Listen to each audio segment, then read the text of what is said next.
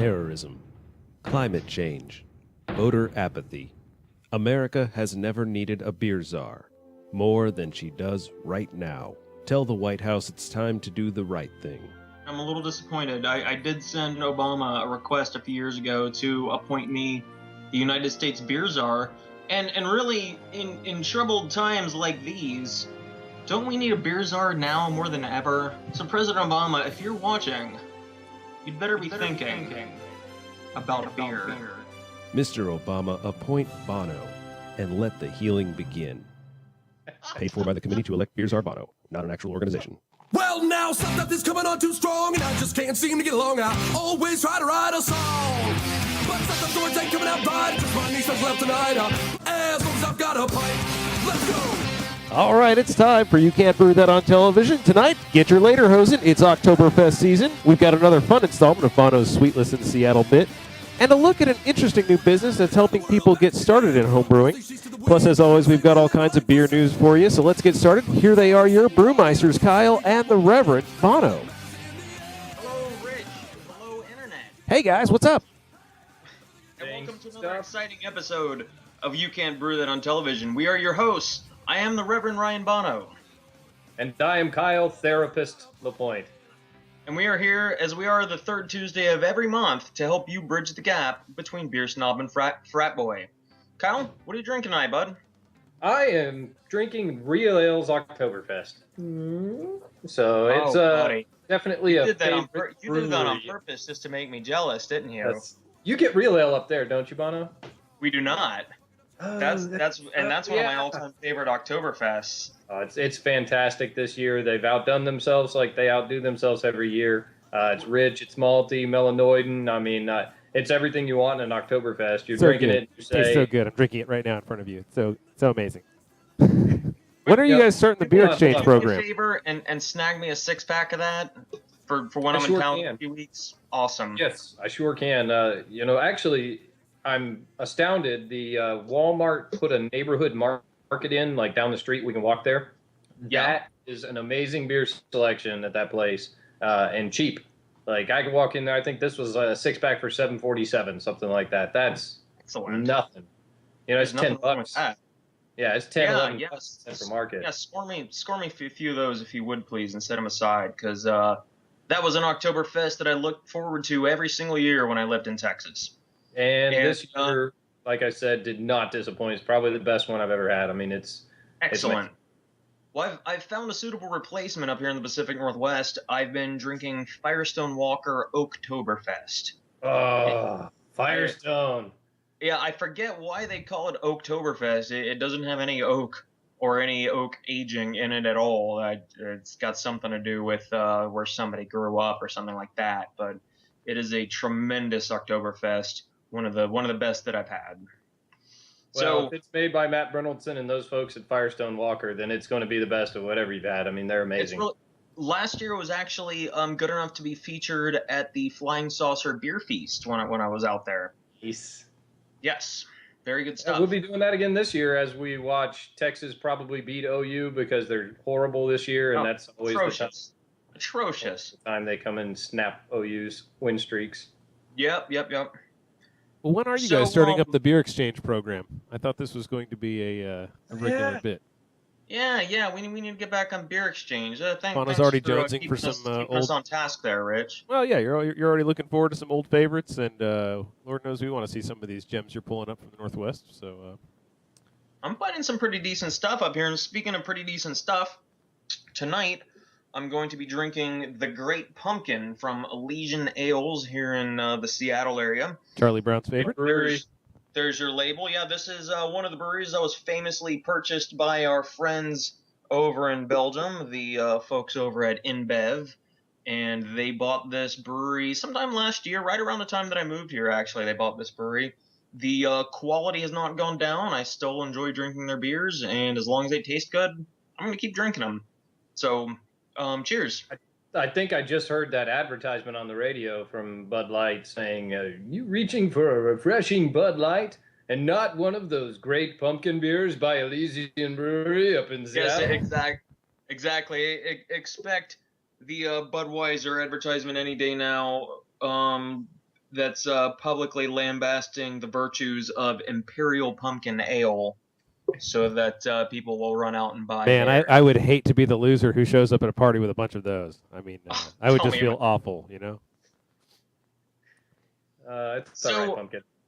So as long as we're talking about pumpkin ale, I wanted to just sort of lightly touch on this subject tonight. I last week or last month we did kind of an opinion piece where we all shared our opinions about Budweiser's advertising campaigns, and I'd like to discuss opinions about pumpkin beer really quick, because this seems to be kind of a polarizing topic in the beer community. A lot of people really, really love pumpkin beer, and a lot of people really, really hate it.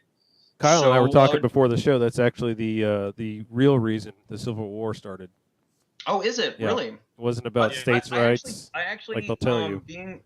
being the beer history dork, I actually do have a bit of beer history on pumpkin ale, but we'll get to that in a minute. I want to see what you guys think about pumpkin beer.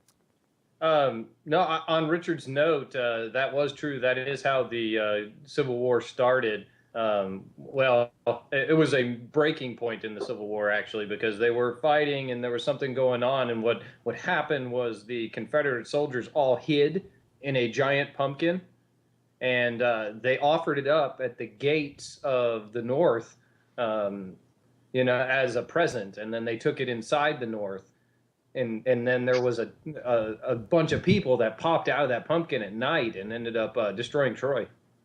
Well, I'm just glad. the north. I'm just glad that they were able to pop out of the pumpkin at night, but before it hit midnight.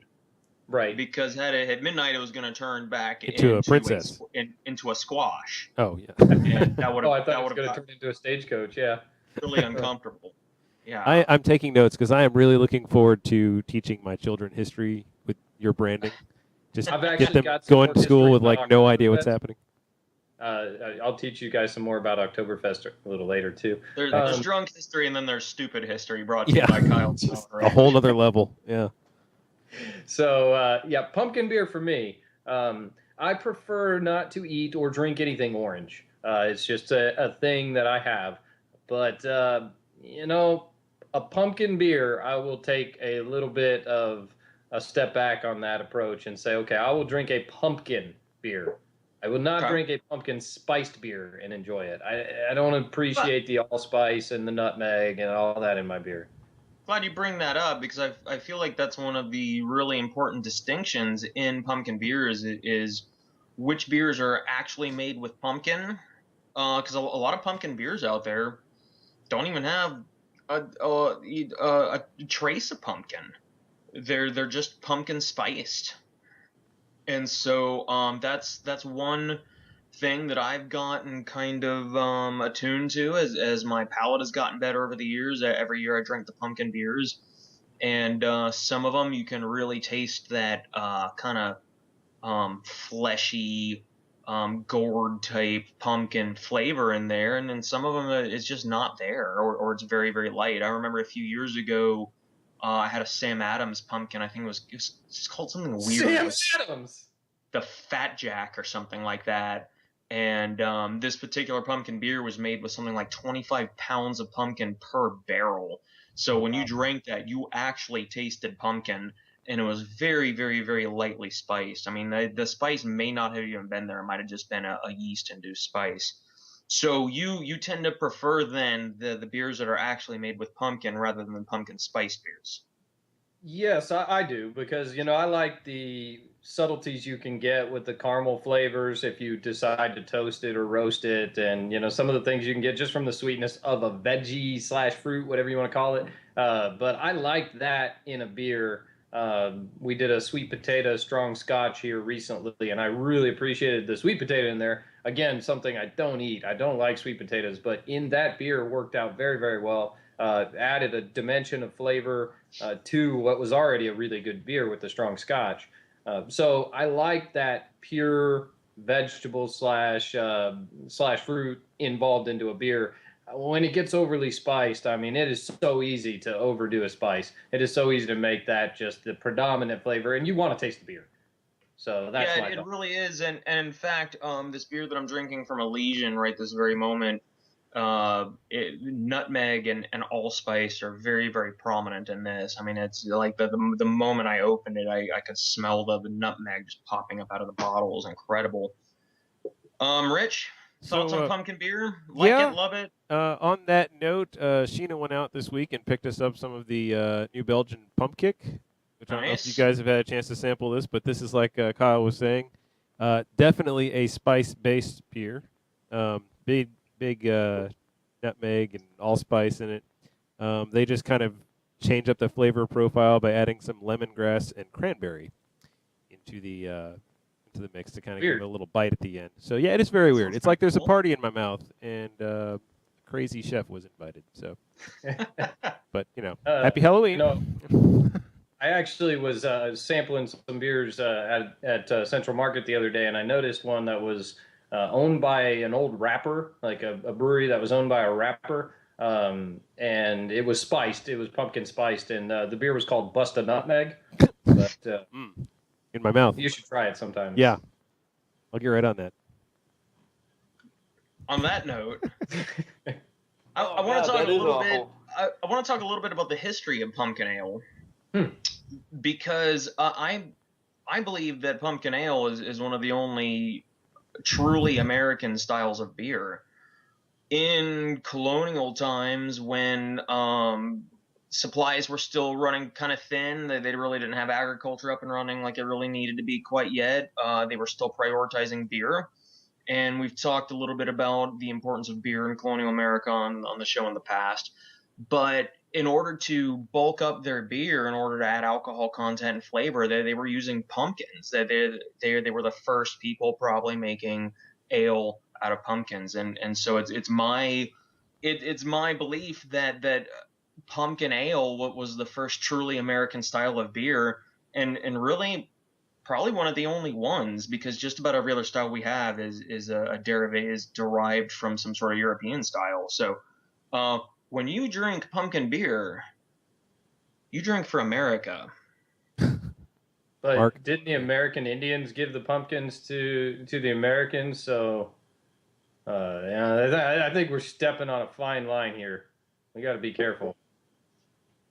All right, well, let's Rich, do some research on the location. Hey, they traded those pumpkins for blankets fair and square. Yeah, we can chase this down next week. We'll get our historical fact checkers right on that. Oh yeah, awesome. Yeah, get our fact checking team on top of that.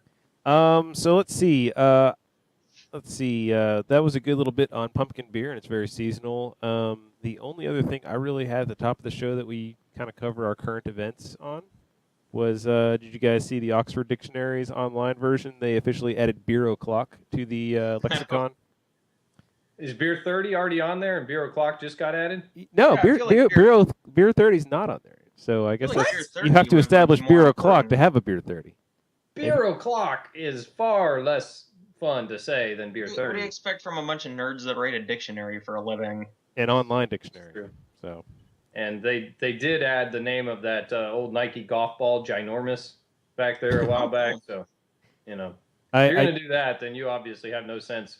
Beer 30, beer o'clock, they don't care. I believe that beer 30 is on Wikipedia, and people actually use that. So. Okay, good. Okay, so as long as it's somewhere important. Yeah. Right. Better than the Oxnard Dictionary. Oxnard. That's where the Cowboys play, right? Yeah. Written Southern California. Good. I'm full of a lot of good facts today. I'm sorry. Yeah, definitely. To derail, but chock full. I've been reading a lot of historical information lately, and I just keep filling it in when I get an opportunity. That's good. You're full of something. I think people come to this show to learn. Is really what it's all about. It's not just entertainment. It's infotainment. What I would like.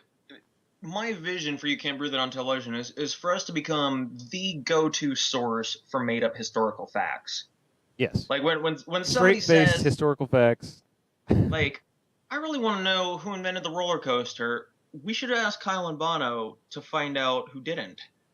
Right. And that's what I want. Kyle Bano, who do you think invented the roller coaster? Well, I happen to know that from a research paper I wrote in college. And just go from there. Well, okay, then let's let's get into the first segment. We're going to talk about, Bano's going to tell us about U-Brew, the retail stores that are up there in the Northwest. But before we do that, is there a chance I can entice you to tell us a little bit about the establishment you have in your neck of the woods around the table? Absolutely, That guys. sounds Around the rad. Table Gamer Pub is a place built for gamers and beer drinkers. It is in Linwood, Washington, on 196th Street, close to 76th Avenue. They don't have food per se, but they will let you order and take out from any of the numerous local establishments. When you go there, the point of being there is playing games, and they have everything from kids games like checkers and ants in the pants to adult strategy games and even role-playing games. You can go there, you can play everything that you can imagine, from just busting out a deck of cards and playing gin rummy to advanced Dungeons and Dragons or Star Wars role-playing games. Check them out. Around the Table Gamer Pub, fantastic place to hang out. They always keep an amazing beer selection on hand. Just all around great place to be. I highly recommend it. They have Stratego. A big thanks to them for sponsoring tonight's show. Yeah, Do absolutely. they have Stratego? Tell me. They do. Oh, Yeah, great and game. they've got you can bring your own games, obviously. You can buy games there, or they've got like a library of games that you can just borrow. I'm up there a few times a month. Almost every time I go, we try a new game. We've discovered so many cool new games up there, and a few stinkers. I'm not gonna lie, there's some really bad board and card games out there, but it's a lot of fun every time you go up there, regardless. And they sponsor tournaments. They do Ticket to Ride tournaments, Magic. They've got Magic tournaments every Friday. It's just a great place to hang out for dorky beer lovers like us. Awesome. No, that sounds really cool. I mean, Yeah, that's I a would love cool. to do We don't that. have anything like that out here.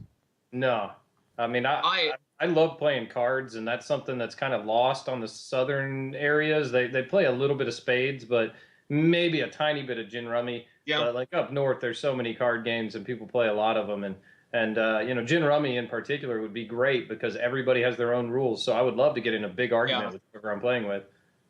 Yeah, Fueled the, by the alcohol. great thing about this place, especially for guys like you, is that it's family friendly. So Right. like I went up there when my nephews were in town a few months ago. I went up there, and the boys played checkers. The older boy played checkers. The younger boy played ants in the pants.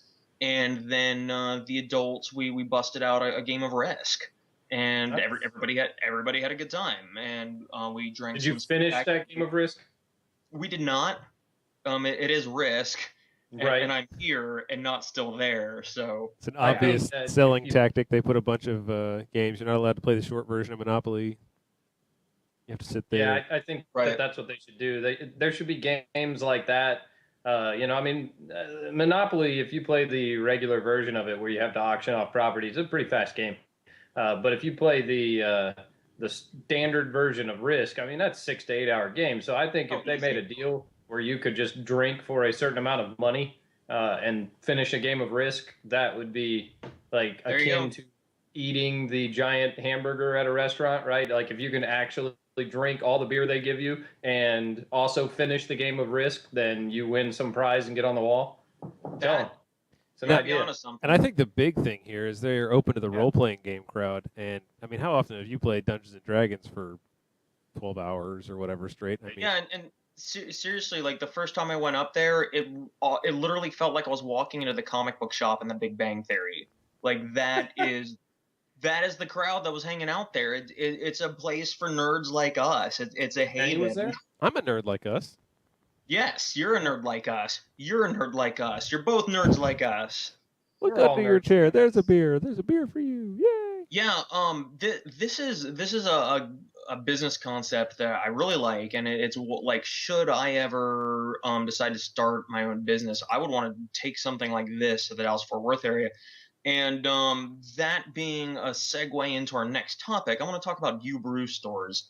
Do you guys, Kyle, I talked to you about this a few months back, last year at Faulkner's wedding. I think you and I chatted about this. Have you seen anything like this in the Dallas-Fort Worth area? Nope, still nothing popping up. I mean, Okay. The closest thing you've got to a U-Brew store is these pop-up breweries that you just go, who? There's a brewery? oh, that's just Right. guys in the garage, and they literally started a brewery with a 1-barrel system. And all Okay. right, power to you. Let's talk a little bit then about the premise. We love brewing. It's a hobby for us. It's a way to spend a lot of time and money, and it's something that we really enjoy doing. And we pour a lot of ourselves into, and we pour a lot of our checkbooks into. But there are a lot of people out there who want to get into brewing, but don't want to make the $200, $300, $400 upfront investment that's required to buy a system. And so that makes this a hobby that's not easy to wade into. You can't dip your toe into brewing. It's pretty much all or nothing. So there is a store here in Edmonds called Gallagher's Where You Brew. And you can go to Gallagher's on like a Thursday night with your buddies, and you can brew a beer there. So like you go up there, they've got all the malts you're gonna need, all the hops you're gonna need. They've got different recipes that you can choose from. So you go up there. Let's say the three of us, we want to go up there with Faulkner and Sergio, and we want to brew a beer together. We're gonna go up there, and we're gonna select. We could select a recipe from their pre-made recipe list, or we can bring our own, or we can just make something up on the spot. And so it takes this hobby that we love and that we pour so much of ourselves into, and it makes it accessible for people that just want to do it casually. So like there's a guy at my work who will go up there a couple times a year with his wife. They'll go up, they'll brew a beer, they'll go back a few weeks later, and they'll take it home in bottles, and they can brew without having to know all the ins and outs, and without having to like really pour themselves into a hobby. They can just go up there and brew and enjoy it, which I just think this is a genius business model. That's like Yeah, so it's much a cooler real- way to get into it than just doing it in your kitchen and making a mess the first time. And Oh, following absolutely, YouTube man. You videos. make a mess of their kitchen. Yeah, and you've got like the And- pros on site to kind of guide you through it, I'm assuming. Yeah. There's and then if you make really good beers, you don't have to take them home. You can sell your beers at local drinking establishments. So there's a bar here in Edmonds called the Church Key, and it's an English Irish style pub, and almost every time I've been there, they've had a beer on tap from Gallagher's. So like somebody will go up there and brew a really good beer, and the owners of the Church Key will go over there and they'll try all the beers that are on tap, and if they like one, they'll buy a keg and take it to their bar and they'll serve it there. All right, North Texas, you're on notice. That's a pretty legit homebrew community there. I think they were taking it up a notch. So I know we've got laws we have to follow, but seriously, that's awesome. I want that. Yeah, the transporting in Texas would be difficult, but I think it's doable. Dukes of So I Hazzard think style? that's a really neat idea in general. I think it's a great concept because we were having this discussion, via our work. I'm in the construction industry, so the laborers are always this big thing. Oh, I don't need any laborers, right? I only need skilled people and skilled craftsmen. Well, you got to start somewhere. And I can remember the first time I brewed, I was stepping on my own toes and freaking out about all the littlest things. And then it didn't take long before Bano and I were brewing together, and we just had a rhythm. And when we would brew, something would happen and we would have a problem, and the other person would go, oh, no problem, I'm going to go take care of this. And, oh, I forgot to do, oh, no, Bono's doing that. Okay, and we just had this rhythm, and everything was easy. And something fell into this or something broke over here, and we just solved the problem. Whereas the first day you do it, it's terribly hard. So if you think about those people over there doing it for the first time, they've got people watching them that say, that's not terribly hard. Just do it like this. Here's why. And you probably forego about 6 batches of learning curve just doing it over there with them watching over your shoulder. Oh yeah, absolutely. And like to you and me, that learning curve was a lot of fun, and it taught us very important lessons. But if you just want to casually get into the hobby, that learning curve is not going to be fun. It's going to turn you off. Right. And so yeah, that's I hadn't even really thought about that. But yeah, that's definitely another positive of brewing at a place like this. It's pretty fun stuff. You could brew So there. let's talk a little bit about what we're drinking. Kyle, how's that Oktoberfest treating you, buddy? And I'm on my second one, and this one I left out of the fridge from the beginning of the show, so it's about 24 minutes warm. Still great. In fact, better, because now the malt is even more pronounced than it was before. Yeah. It's just got that nice crisp English, or excuse me, nice crisp German lager yeast, where it's just it makes all the malt pop. I love it. I mean, it's great. The hops don't get in the way, but they're there. There's enough bitterness to substantiate the malt, and you just can't brew better than real ale on a typical basis. Man, they really do a heck of a job. This Elysian is an English strong ale with pumpkin added. I can definitely taste that there's actually pumpkin in this. I'm not sure how much. Certainly not as much as they had in that Sam Adams a few years ago. But the pumpkin is definitely in this one. I'm willing to bet it's baked or caramelized somehow. The spices are still overpowering. But one interesting thing about spices is that as your beer warms up, the spices don't become more prominent. Like a lot of flavors in your beer become more prominent as your beer warms up. I've never really found that to be the case with spice. Spice tastes the same when you crack it open as it does 15, 20 minutes later and 10 degrees warmer. And so as this is warming up, I'm definitely tasting the pumpkin come out of it, and the malt bill is really starting to emerge, and the malt bill is really fascinating. A lot of caramel in there. I think there might be a tiny bit of roast. I'm sort of poking around trying to find that. Yeah, that would make sense if they actually caramelized it. I'll agree with what you said there, Bano, about the spices not being overly present when the beer is warm. I'm basically drinking this bastard at room temperature. We kind of left it on the countertop when we got it from the store, and that was yesterday. Yeah. So I was a little bit like, wow, okay. I mean, I'm not really big into Christmas beers. I'm not really big into any of the spiced beers to begin with. So I'm like, well, this could be interesting, but I'll take one for the show. It's not bad. I'm actually enjoying it quite well. Yeah, and when you drink one cold tomorrow, the spice level is probably it's going to come out a little bit more, but the spice level is going to be relatively similar to what you're tasting now. Well, it brought me to a question though. I wanted to ask, as craft brewers, craft beer connoisseurs, is maybe the hype about being chilled and served cold, is that overhyped? Because I know with some of the English beers, it's I prefer them warmer than I do colder, and when you have some of these flavor profiles that are a little bit more nuanced, is maybe serving a warmer glass sometimes preferable, or maybe more often than not? Are we as a society just so trained to super freeze our beers because there's no taste to the Budweisers and Millers? Yeah, I mean, it depends on the beer, really, and you're probably onto something, because your Bud Miller Coors type beers, or your just plain vanilla lagers are definitely going to taste better cold. But the other beers are not. The right temperature for the right beer. I mean, that's really the way it works. Yeah. Fuzzy's Tacos, we would go there before bowling, in a little league we were playing on. And they actually had two really good beers on tap. They had Rabbit Holes Kolsch, and they had Negro Modelo Vienna Lager. And both of those are very good beers. They have nothing but frozen mugs. So we would always tell them, rinse the mug out.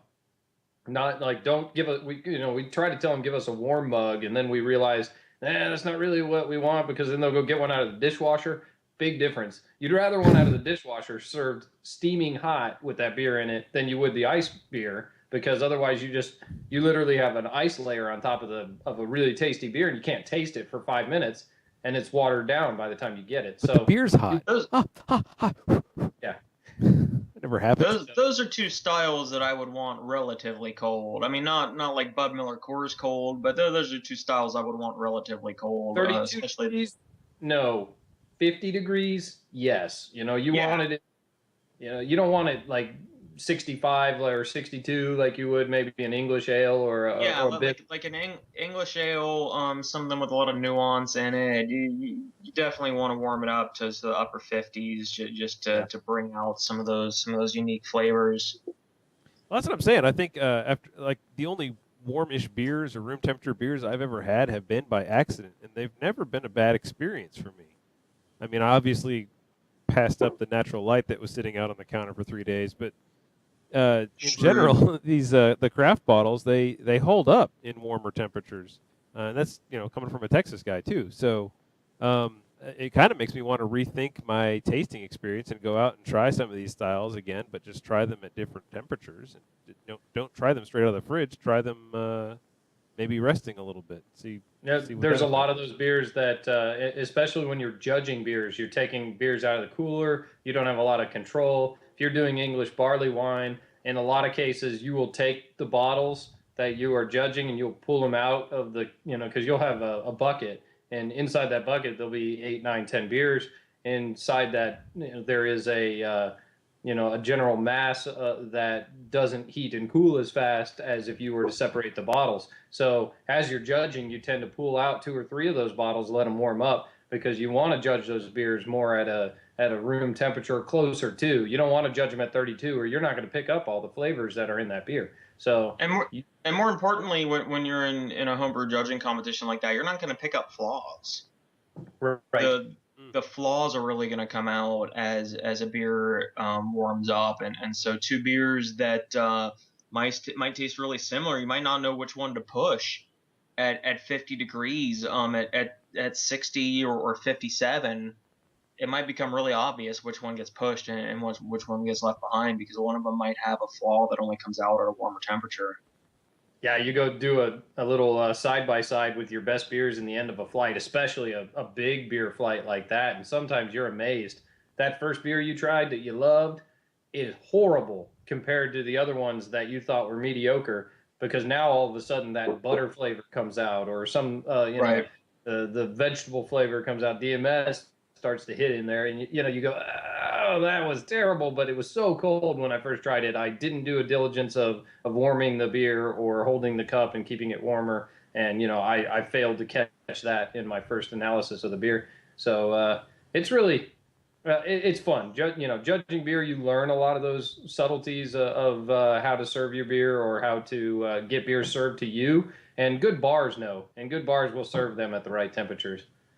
That's one of the fun things that I enjoyed about going to Belgium and just drinking beers at the bars in Belgium. They served them in the right glass. They served them in an exact way. All of their glasses have a level of which they'll mark their beer, and it's 33 milliliters or whatever it may be right there, just marked at the top. And they will scrape off all the foam from the top, and they will leave it level with the liquid on that line. They will serve you that beer.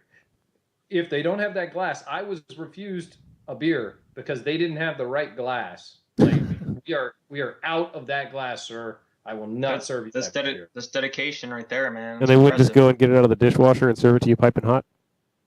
They will not do that. Yeah. It's amazing. Well, as always, you guys don't disappoint. What's that? There was one that was from a brewery that there was 2 times. So one, I was refused a beer, and the second time, the guy begrudgingly and painfully served me a beer because he had the exact same shaped glass that was not labeled. It was meant for their house beer. Well, you're an American, so. Yeah, it was meant for their house beer, but it was the same exact glass as one of the other larger breweries, and he hated doing it, but he did. He served that to me. But I'd had a lot of beers from that guy, and he's a great bartender, and it was one of those, you do need to try this beer, but I am not happy that I'm giving it to you in the wrong glass. He was not upset with me. He was upset with his establishment. He went out, committed Harry Carey soon after. Just So I have to ask, what effect does the brewery screen printing have on the presentation of the beer? Because I do sometimes mix pint glasses here at home. The thing about the Belgian glasses is they custom tulip all of those glasses. So every one is shaped slightly different. I don't know if you've ever looked, like a Delirium Tremens glass will be a different shape than a Duvel glass, and it'll be a different shape, than some of the Chimay glasses. Everything is their own different shape. And what that does is it creates a different bubble and aroma in the beer, and the way that the head pushes out of the top of the beer, the way you taste it and smell it, everything is different. So it does make a huge difference. If you ever go get an Affligem glass and then set it aside with a with a Chimay glass, and then also have something from Amagon, and put all three of those glasses, and they're all shaped differently, and you pour the same beers in them, they will have slightly different qualities. And we're not talking huge difference, but those breweries will literally hire people. They'll bring in hundreds of glasses and shape the glass to have the best taste for their beer. So they mean business when they're trying to select their glassware. Yeah, you have to do all that by focus testing too. Like you can't Yeah. calculate that, can you? I mean, is there a formula for proper head retention and aroma and that's why magnification? sometimes you end up with Sometimes you end up with two different breweries or a non-brewery with the same exact shape as something else because they know it works and they know their beer tastes very similar to that beer. So they say, well, this does the same thing for the palate that I wanted from my Dufel. So the Dufel is really, really good, and I've got my Belgian strong. Let's go ahead and do it. It'll work. Crazy. So yeah, it's pretty Well, neat. I was going to say you guys never disappoint. Maybe on the historical knowledge, but for sure the tasting and judging information. There's always a wealth that we can go into on rabbit holes there. So.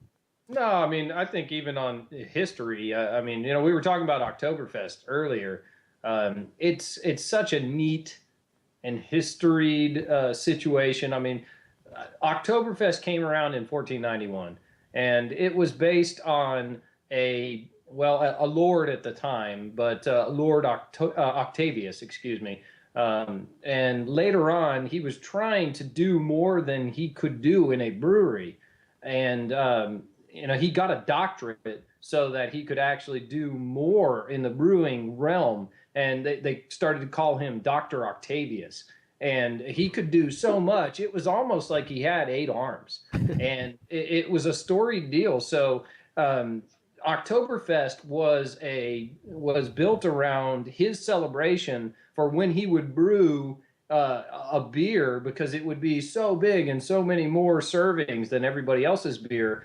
That they would say "Ozapt ease" when they tapped it, which means "man of steel arms." So, And now, am I to understand also that at that time in Bavaria there was an unfortunate arachnid problem that he was always being pitted against, fighting off these spiders from infecting his brew? One of those arachnids actually bit and infected King Wenceslas, the patron saint of hops. Yes, that's right. I've heard this. Who also went on to become the patron saint of spider-human mutants. Yes. And so the two of them had quite the classic battle. And I believe Octavius won that one, which is why it's called Oktoberfest, not Wenceslas Fest. Right. Well, yeah, and so it was actually, Oktoberfest was what they called it, but it was actually Octavius Fest, and then it, that kind of got shrunk into Oktoberfest, and wouldn't fit on the bumper stickers. Yeah. Right, it was real close to a month, so they went with that. There's actually quite an intense movement in Germany to put the Octavius back in Oktoberfest. You see it a lot. When I was there a few years ago, a lot of people came to me and said, "Happy Octavius." I was like, right. What is this? But they're spreading the word, man. They're putting the Octavius back in Oktoberfest, and good for them. That would be amazing. That would be spectacular. Yeah, they really need to clear the cobwebs or spider webs from the rafters, and make sure that happens with Octavius Fest. Well, we've awesome. We should definitely talk more Oktoberfest here coming up. But I see we've got another Sweetless in Seattle in the memory banks.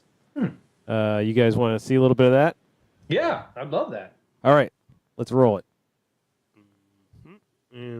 We're getting ready to head over to Orcas Island in the San Juan Island chain. On Orcas Island, we're going to go to a really cool little brewery called Island Hopping. Island Hopping Brewery might have some good malty beers for us, so let's find out in this month's Sweetless in Seattle.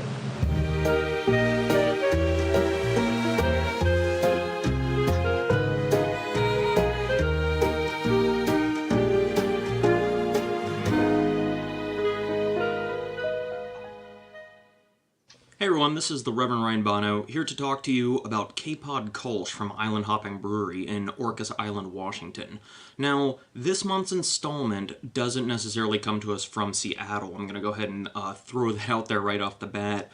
Orcas Island is an island off the coast. It's way up north, like almost in Canada. To get there from Seattle, you drive to a town called Anacortes, then catch a ferry over to the island. It's really a pretty big adventure. So we're not in Seattle or even Seattle adjacent like a lot of these episodes are going to be, but still we're in the hop-soaked Northwest, and we're trying a really delicious malty beer today. So today we tried the K-Pod Kolsch from the Island Hopping Brewery. Island Hopping is another relatively new brewer. They've been on the scene for 3 to 4 years, something like that. They make really good beers in a very remote spot, and it's just a fun place to visit. Very nice tasting room, very cozy, comfortable. You go there, it's a good place to just relax and have a beer. Very, very nice spot. So the Kolsch itself pours a nice clear yellow, like a Kolsch should. The aroma, it's got a light, sweet aroma, a little malty, a little grainy. There's not a whole lot going on, but there's not supposed to be in a Kolsch. The aroma isn't really supposed to punch you in the face on a beer like this. It's supposed to be just pleasant and sweet and grainy, and that's exactly what you're getting. The flavor is very balanced. Normally Kolsches are gonna be, you're going for a perfect balance of malt and hops in a Kolsch. I would say that the K-Pod leans a little bit to the sweeter side, so maybe not technically in style, but there are plenty of Kolsches that lean towards the sweeter side. So this beer, I would put up against almost any of the beers that I drank in Cologne, Germany, where Kolsch was born. All in all, I really enjoyed this beer. It was clean, easy drinking, crisp, everything that a Kolsch really should be. So, kudos to the Island Hopping Brewery. Keep making good stuff. And next month, we're going to talk about their Schwartz beer. Good reporting there, Bano. Good stuff. Thank you very much. And delicious sounding as well. That's really cool. So where do you go to go over to the Island Hopping Brewery? The island is called Orcas Island. And to get there, you drive north to a town called Anacortes. It's maybe like an hour and a half north of here. And in Anacortes, you jump on a ferry boat, and it's like an hour, roughly, ferry ride. This island is actually so close to Canada that there's places on the island where my phone was catching Canadian wireless. Like, my phone kept welcoming me to Canada. because I was just, that was the closest tower what was across the water in Canada. So I thought that was kind of funny. Call me a fairy, but my Anacortes don't want none unless you got Kolsch, son. Wow, you just made that up. I was wondering what you were building up to with that. Like I saw it. I saw it written all over your face. I was like, he's got something. So I'm just gonna underhand this over. Oh God, that is awful. I love the lob pitch, man. You know, I gotta hit a home run every now and again, and I'm not gonna do it with a fastball. That's why we keep you around, man. That's cutting edge comedy. Yeah, like buddy. That. So yeah, I mean, great beer, great brewery. I've been up to the brewery twice now. Nothing but good things to say about them. The first time I had some of their hoppier offerings, really enjoyed those. This time I had their Schwartz beer and their Kolsch, both of which were pretty good. The Schwartz beer was a really great beer. I'm not really sure I would call it a really great Schwartz beer. We'll talk about that next month, though, or maybe even the month after. Spoiled ugly pug right here in Fort Worth. I mean, I know, right? I mean, that's the best Schwartz beer I've ever had, probably, except maybe with the Uinta. What's it called? The Uinta Baba, I think. I think that's Uinta right. has a really, really nice Schwartz that one's beer. really good one too. Yeah, I would have to taste those two side by side to know which one I like better, but you guys are really spoiled having the Ugly Pug right there, because that's an all-timer.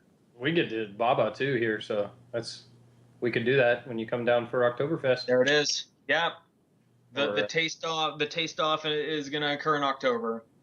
Sweet. So let's talk about Oktoberfest. Yeah, Kyle. you kind of buried the lead there. Is that true? You're coming down this way for Oktoberfest? I'm not coming down for Oktoberfest. I'm coming down for OU Texas. Oh, Beer feast and that little thing. I can still bring my Lederhosen if you want. I think you should. It's gotten really big since you left. Just wear them out everywhere. Yeah. Oh yeah, people your swear. later hosen than your current hosen. I've been dying for that to happen. That's fantastic. Finally, I'm ahead of a trend. Yes. I'll just wear it right onto the plane. Hey Texas, I'm back. Wait, what? So yeah, what do you guys have on the docket for Oktoberfest this year? What are you excited about local fests? Anybody going to Germany? No, I'm Germany? not going to Germany, Kyle. Also not going to Germany. Also not One going to day, Germany, okay. maybe I'll stop working and I can do something on a weekend. That's kind of what I'm There looking you go. Yeah. Yeah. That'd be I'm going to be cool. going to. I'm going to be going to Oktoberfest in Kirkland, Washington. Okay. I went to their Oktoberfest last year, and it reminded me an awful lot of the real thing. Nice little German Oompa band playing a lot of the traditional songs that you hear when you go to Munich, and then a lot of traditional German beers, some not so traditional beers, but that's fine because this is the Northwest. So if you're only having German beers, you're not going to get people there.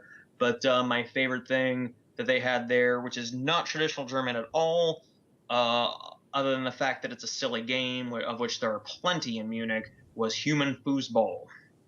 They had I've seen that. human foosball court set up, and it was loads of fun. I'll try to take like some video or something of it this year. I'm definitely doing it again, and So I'm gonna be heading to Kirkland. I might be going on to Fremont this weekend. The Fremont neighborhood of Seattle is having its Oktoberfest this weekend, and then sometime in October. There's a Bavarian village here that for some reason does its Oktoberfest in October, which Weirdos. is really, really weird. You'd think like a place that's that traditional would be a little more traditional with Oktoberfest, but whatever. I might be heading there in October, so it's gonna be busy. Man, you got a lot more festivals than we do. God, I know. Every time we talk to you, there's like a litany of awesome things you're doing. Hey, come on up, guys, anytime. You know, there's plenty of festivals. Actually, yeah, the Faz is coming into town the weekend of the 17th, and we're going to go to the South Sound IPA Festival in Tacoma. Nice. Bano brings his festivals with him. Yes. The festival is wherever I am. The festival guy. There it is. Yeah, I'm hoping, I'm kind of like Kyle too. I'm hoping to get some decent time down to just take a little. Oops, that's not you. Just don't worry about that little guy. Yeah, just to enjoy some of these festivals, and even if they're just a local version. But you out of bottle openers there, Kyle? I'm good. I was just trying to see if I could finish this beer. Well, yeah, super excited about this. This is one of my favorite times of the year. The weather starts getting nicer, beer starts tasting better. You can drink and eat a bunch, and that's okay. I like fall, it because fall and winter are definitely my favorite times of year for beer. Like, in the spring, I might have a Bock or two here and there. The summer, maybe one of the American Pales that come out. But in fall, when the Oktoberfest hit the shelves, I'm like a little kid in a candy store, man. I just can't get enough. Yeah, and literally. then come winter, the Imperial Stouts are going to start rolling out. The barley wines are going to start rolling out. All the strong ales. This right here is the beginning of the best 6 months of the year for beer, and I'm stoked, man. I'm so excited about it. Yeah, that's my thing. The flavors are really good in those categories you're talking about, and you just can't really enjoy them in the dead of summer or when it's hot. And yeah, exactly. It's huge here in Texas, obviously. Maybe not so much in other parts of the world, but you can really bite into some of these big barley wines and things like that in the winter months. Warm up with a good brew. I mean, to me, it's like I find myself, I go into the beer aisle and I walk away with an IPA or a pale ale or something hoppy, a Kolsch, something that's got a little bit of bite to it from the hop and crispness of the yeast, something like that. Like that's what I'm looking for all summer. And so I feel like Oktoberfest is the time where it actually kicks off to where you can say, all right, malty beer, here we go. And it's like multi-beer kickoff season, right? And it is. I mean, it coincides right with college football and pro football, and it's a kickoff to a whole new season. Yep. Well, best time of year for numerous reasons. I agree. Well, what a game, by the way. What a game. Well, yeah, a heck of a game. That's guys, college football started. Oklahoma just got a monumental victory. Life is good. So, November, what do we want to talk about next month, fellas? Well, let's see. Obviously, should we do Movember, where Bano shaves his mustache at the end of November and I grow mine out to it? See if I can reach his See if you guys can epic match the status. ratio, just like inversely. He'll like trim his down every week, and I you can- grow yours out every week. I'll do a Van Dyke for Movember. I'll shave it in right here to separate the mustache from the goatee and grow the goatee really long. Well, I we won't don't- look like a I won't look like a hipster at all when I do that. No, No, not at all. It'll fit right in. Not even a little bit. No. Well, we don't have to call it in the air as far as what we're talking about next month. We've got some contact information you guys are going to give out at the bottom of the show. So if anybody watching wants to chime in their 2 cents, give us some topics. We'll take suggestions, obviously. But what are you touching? Contact information. Contact information. Where is it? Is it there? Contact information. Is it there? Is he making about contact? Well, don't do contact? that. It's weird. All right, this has gotten silly. Let's wrap it up. Let's roll it out, We're guys. gonna see you all on the third Tuesday of November, when we'll probably talk a little bit about Thanksgiving. We'll probably talk about some fall, maybe recap some of the Oktoberfest shenanigans that we got involved with. Until then, you can find our past episodes on youtube.com/TV Lone Star in the You Can't Brew That playlist. Don't forget to connect with us on Facebook and Twitter. Send us your emails for the show to ycbtot@frontiertelevision.com. Make sure to watch and chat at frontiertelevision.com for our next episode. And as always, do remember that we are not professionals. So please try this at home. Nailed it. Well, I sit up, down, flip it around, dress it up nice and I take it to town, and I can't even try to stay above the ground, and I won't even try cause it's a different sound, cause I know I should just sail away. Whoa, I said nothing is wrong, everything's right, fucking up shit on a Saturday night, and those tires I might just can't say a sign, and I won't even try to up them on the